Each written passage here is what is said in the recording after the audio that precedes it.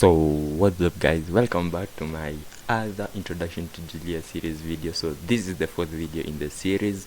So in the last video we just saw how we could install Genie, and in the next we saw some starting the server and creating the Genie web application. So in these videos I promised we'll be looking at some files and the role of each file. So I don't know if I still can find the application I was using because it has been really quite some time before I made the video. So it's here, it's a to-do application, as you can remember. So it was an application where at least we want somebody to be storing, like at this day I want to be doing this. So now let's look at the file. So routers.js is basically where all your routing will go. Again, here you can use to just return the content you want, and let's get into it directly. So what I'm going to do is I just copied it twice. Now let's say this is about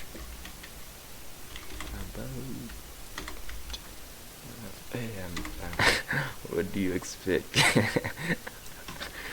Okay, let's just say you are return what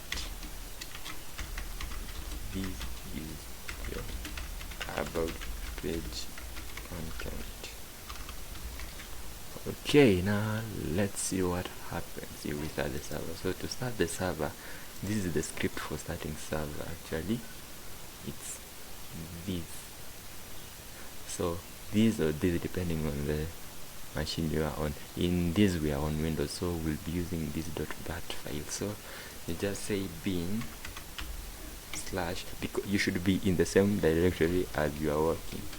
So for some reason it was not zooming because I was using the wrong plus. It was supposed to be the plus equal to, so I now have zoomed so at least you can see. So I just created a routing. I just copied this over here and then just changed the path to be about. So and then I say this is about page content. So now let's start the server. So as I said, this is bin server. This is the file you want to start. So if you are on Windows, then you just type bin. Even if you are on Linux, it's still the same way, the same thing. But in Windows, you use a backslash. In Linux you use a forward slash for path navigation. So just keep that in mind, server, and then just hit enter, and you see it will start the server. You can check over here. Let's open the server.bat. Over here you see this is the path of the Julia that we are using, and then this is the instance we want to start. So it's bootstrap.jl, and you see it's a back. Now it's basically calling this file, and then this file will start our to-do application. So it's using a to-do, and then it will just call to-do.main. This is basically something that is done for you when you are creating the Julia application. So for some reason this is really slow. So okay, as you can see, the server has been started. I think from the next video I'll be working in my Linux because I think Windows is really slow at times. So from the next video I'll be working on my Linux. So but at least I'll keep the same files and set up everything to be working on Linux. It's basically the same thing. Now let's go to 127.0.0.1 slash port 8000, because that is the server that Julia will start for us automatically. For some reason it had not finished. Now it's ready. Let's see. Again, it will take some time for it to compile, as you know. See now the server, you can follow this link. Okay, we have the home page. Now let's check the about page, which is about.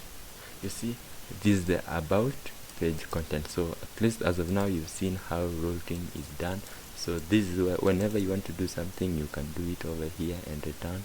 So Julia again does not just return strings, it also can return JSON and all other types of stuff, and that is what we'll be looking in the next video.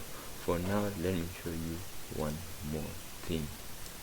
So if you are familiar with other frameworks like Django and such, and something like Ruby mostly, then you know something called model view controller, MVC. So it's model, views, and controllers. So that is what I want to show you how to create. For this video, I'll just show you how to create, and then in the next video we'll start working with them individually. So controller is just something that has everything we want. For this application, we will create a record controller. Now let's say let's start Julia.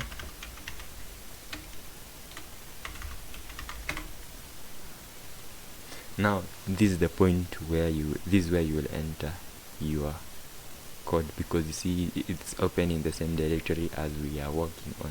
So please make sure you are there, and then you can just say using genie, because you see we'll be using genie. So import genie in this interactive session that you created, because we are using it. So do that.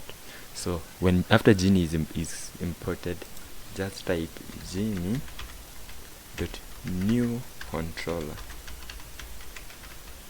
and then what is the name of the controller you want to create. Let's say you are creating something like user account, so something that has user profile. So you would simply just say, I think we will need that at some point, so let's just create user.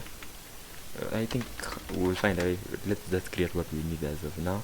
Let's just create something like the records, because you see it will be storing records for everything. So you are advised to use a certain style, which is capital case, and then it's a plural here, something like that. So it's record,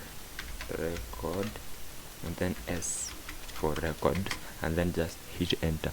It will create for us a controller over here, and if you can see as of now, so over here resources, you see it created a folder for us, and then it added this. So this is something we'll be working on. So in the next video we will start building this record controller and see what it does. So for this video, that is it. So goodbye guys.